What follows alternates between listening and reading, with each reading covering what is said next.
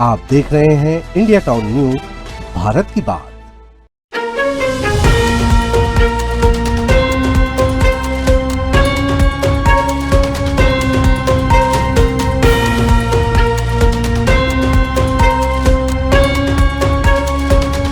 नमस्कार, आप देख रहे हैं इंडिया टाउन न्यूज और मैं हूं आपके साथ सुधीर मिश्रा। स्वागत है आपका हमारे नेशनल बुलेटिन में। खबरों में आगे बढ़ने से पहले नजर डालते हैं आज की खास सुर्खियों पर।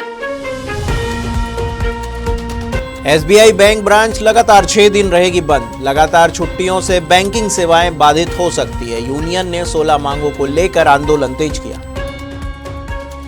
घरेलू एलपीजी सिलेंडर की कीमत स्थिर, कमर्शियल एलपीजी हुआ महंगा, उपभोक्ताओं को मिली राहत। सोना चांदी में बड़ी गिरावट, अंतर्राष्ट्रीय दबाव का असर, निवेशकों का रुझान बदला। देश के सबसे बड़े पब्लिक सेक्टर भारतीय स्टेट बैंक यानी कि एसबीआई के लाखों ग्राहकों को एक बड़ा झटका लगने वाला है। एसबीआई की शाखाएं लगातार 6 दिनों तक बंद रहने वाली है। खास तौर पर कर्मचारी यूनियन 25 और 26 मई 2026 को बैंक हड़ताल करेंगे। इससे पहले 23 मई को चौथा शनिवार होने के कारण और 24 मई को रविवार होने के कारण बैंक बंद रहेंगे। यूनियन का कहना है कि कर्मचारियों की लंबित मांगों और शिकायतों को लंबे समय से नजरअंदाज किया जा रहा है। साथ ही कई समझौतों को प्रभावी रूप से लागू नहीं किया गया है। आपको बता दें कि कर्मचारी संगठन ने प्रबंधन के सामने करीब 16 मांगे रखी है। इनमें प्रमुख रूप से नई भर्तियों की बहाली, पेंशन से जुड़े मुद्दे, प्रमोशन नीति में सुधार और कार्यस्थल पर सुविधाओं में बढ़ोतरी शामिल है। इसके अलावा हड़ताल से पहले कर्मचारियों द्वारा कई चरणों में विरोध प्रदर्शन किए जाने की योजना है। इसमें लंच टाइम प्रदर्शन, सोशल मीडिया अभियान, धरना प्रदर्शन, प्रेस कॉन्फ्रेंस और सरकार को ज्ञापन सौंपना भी शामिल है। देश भर में पेट्रोल डीजल की कीमतों के साथ एलपीजी दरें भी लगातार चर्चा में बनी हुई है। हालांकि आम उपभोक्ताओं के लिए फिलहाल राहत की खबर है, क्योंकि घरेलू रसोई गैस सिलेंडर की कीमत में कोई नया बदलाव नहीं किया गया है। राजधानी दिल्ली में 14.2 किलोग्राम वाले स्टैंडर्ड घरेलू एलपीजी सिलेंडर की कीमत 913 रुपये पर स्थिर बनी हुई है। शनिवार 16 मई तक की स्थिति के अनुसार इसमें किसी प्रकार की कोई बढ़ोतरी दर्ज नहीं की गई है। इसमें मध्यम वर्गीय परिवारों को कुछ राहत मिली है, जो पहले से ही बढ़ती महंगाई के दबाव में। इसके विपरीत 19 किलोग्राम वाले कमर्शियल एलपीजी सिलेंडर की कीमत बढ़कर 3071 रुपये 50 पैसे तक पहुंच गई है। इस बढ़ोतरी का सीधा असर होटल, रेस्टोरेंट और छोटे कारोबारियों पर भी पड़ रहा है, जिसका कहना है कि बढ़ती गैस कीमतें उनके परिचालन खर्च को लगातार बढ़ा रही है और मुनाफे के मार्जिन पर दबाव डाल रही है। व्यापारियों के अनुसार कमर्शियल सिलेंडरों की कीमतों में लगातार उतार चढ़ाव के कारण कारोबार चलाना पहले की तुलना में अधिक चुनौतीपूर्ण हो गया। खासकर छोटे और मध्यम स्तर के व्यवसायों के लिए आंकड़ों के मुताबिक मार्च 2026 में पूरे देश में घरेलू सिलेंडर 14.2 किलोग्राम एलपीजी सिलेंडर की कीमत में 60 रुपये की बढ़ोतरी की गई थी। उसके बाद से अब तक घरेलू सिलेंडर के दामों में कोई नया संशोधन नहीं किया गया, जिससे उपभोक्ताओं को अस्थायी स्थिरता का लाभ मिल रहा है। प्रधानमंत्री नरेंद्र मोदी अपने 5 देशों के दौरे के दूसरे चरण के तहत शुक्रवार देर रात नीदरलैंड पहुंचे। एम्स्टर्डम एयरपोर्ट पर उनका गर्मजोशी से स्वागत किया गया। इस दौरान डच विदेशी मंत्री टॉम बेरेंटसन, रियल एडमिरल लुडगर ब्रूमेलॉर और भारत के राजदूत कुमार तुहिन सहित कई वरिष्ठ अधिकारी मौजूद रहे। आपको बता दें कि प्रधानमंत्री मोदी की इस यात्रा के दौरान नीदरलैंड के राजा विलियम अलेक्जेंडर और रानी मैक्सिमा ने मुलाकात करेंगे। साथ ही वह प्रधानमंत्री रॉब जेटेन के साथ द्विपक्षीय वार्ता भी करेंगे, जिसमें व्यापार, टेक्नोलॉजी, रक्षा और ऊर्जा जैसे अहम क्षेत्रों में सहयोग को और मजबूत करने पर चर्चा होने की संभावनाएं हैं। नीदरलैंड पहुंचने के बाद प्रधानमंत्री मोदी ने सोशल मीडिया पर लिखा कि यह यात्रा ऐसे समय में हो रही है जब भारत यूरोपीय संघ मुक्त व्यापार समझौते के चलते व्यापार और निवेश संबंधों को नई गति मिल रही है।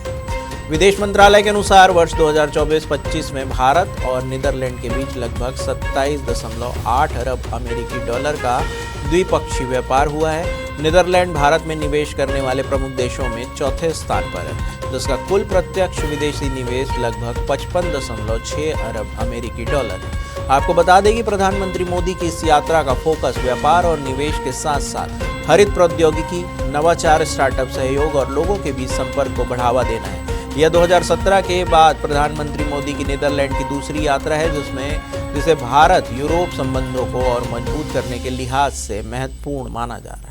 राउज एवेन्यू कोर्ट ने शिकोहपुर भूमि सौदे से जुड़े मनी लॉन्ड्रिंग मामले में रॉबर्ट वाड्रा को 50,000 रुपए की निजी मुचलके पर जमानत दे दी है। मामले की अगली सुनवाई 10 जुलाई तय की गई है।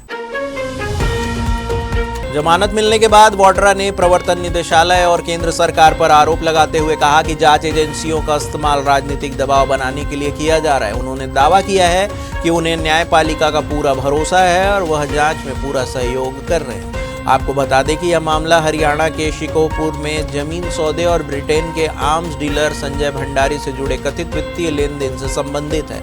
ईडी ने जुलाई 2026 में इस केस में चार्जशीट दाखिल की थी और वाड्रा को 90वें आरोपी के रूप में नामजद किया।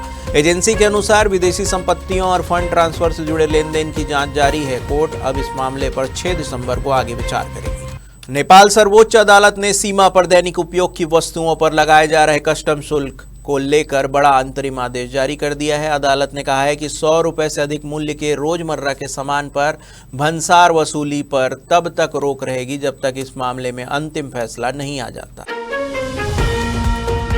यह फैसला न्यायाधीश हरिप्रसाद फुयाल और टेक प्रसाद ढुंगाना की पीठ ने सुनाया। आदेश के बाद अर्थ मंत्रालय और कस्टम विभाग को निर्देश दिया गया है कि वे दैनिक उपयोग की वस्तुओं पर सीमा पार करते समय कोई कर वसूली न करें। यह मामला भारत नेपाल सीमा पर हाल ही में लागू किए गए उस नियम से जुड़ा है जिसमें 100 रुपए से अधिक मूल्य के सामान पर भी कस्टम शुल्क लागू किया गया था।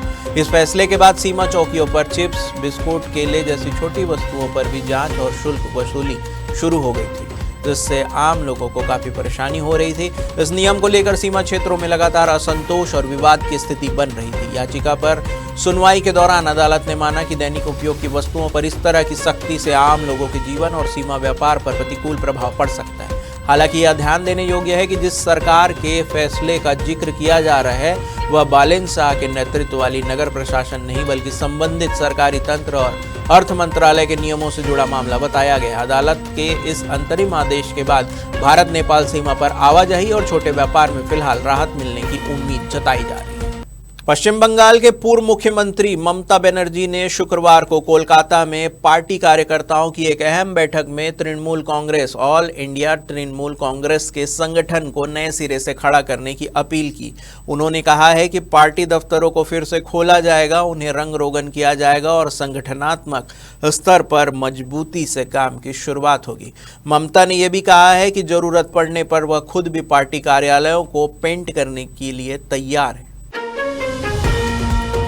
बैठक में उन्होंने स्पष्ट किया है कि जो लोग दूसरी पार्टियों में जाना चाहते हैं उन्हें रोका नहीं जाएगा। उनके मुताबिक वे किसी भी जबरदस्ती पार्टी में बनाए रखने के पक्ष में नहीं है। ममता बनर्जी ने दावा किया है कि हाल ही में चुनाव के नतीजे में टीएमसी को भले ही 80 सीटें मिली हों, लेकिन यह जनादेश की लूट है।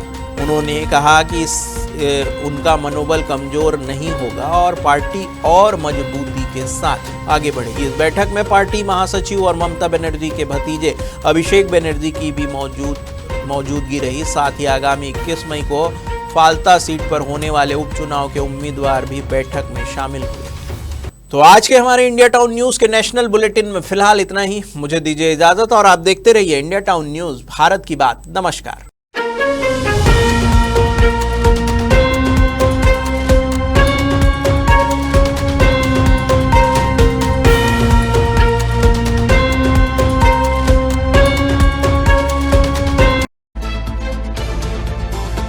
आप देख रहे हैं इंडिया टाउन न्यूज, भारत की बात।